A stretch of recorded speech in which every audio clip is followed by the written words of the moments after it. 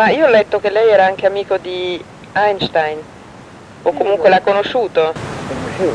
E com'era? No, No, vabbè, l'ha conosciuto. l'ho conosciuto. E com'era? Una persona meravigliosa. Ah sì, eh?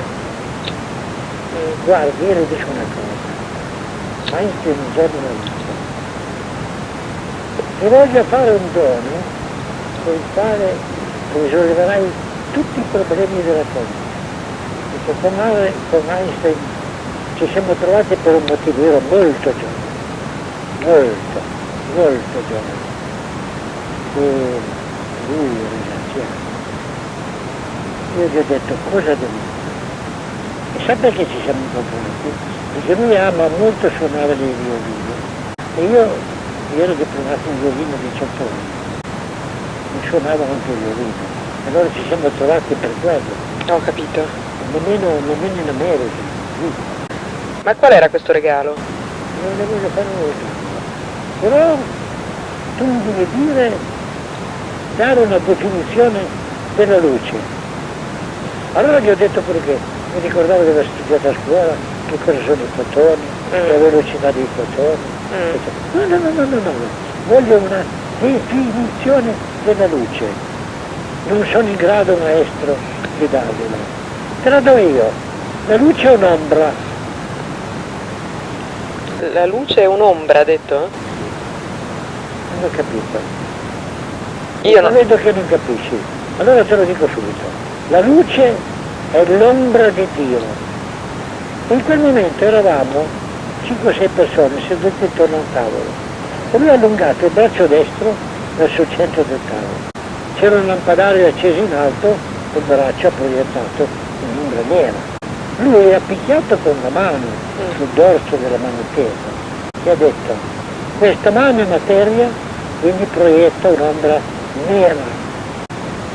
Ma Dio, siccome è spirito, quando si spiritualizza, Dio proietta luce. Bello. Allora, ma allora ho capito tutto, ossia tutto ciò che noi facciamo, lui me l'ha confermato così, se noi prima lo passiamo sotto, come chiamarlo, sotto la prova dello spirito luminoso di Dio, dello spirito, in fondo è ragionamento, non sbagliamo.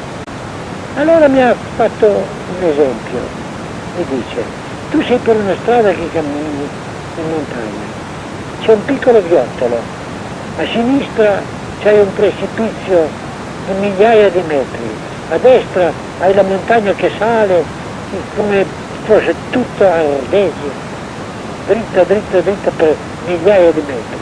Ti trovi davanti a un muro altissimo. E come fai per andare davanti? Allora gli ho detto: cerco di scavalcare il muro. Ma non puoi, il muro è alto centinaia di metri. Scavo sotto il muro, ma non puoi con le tue unghie scavare montagna.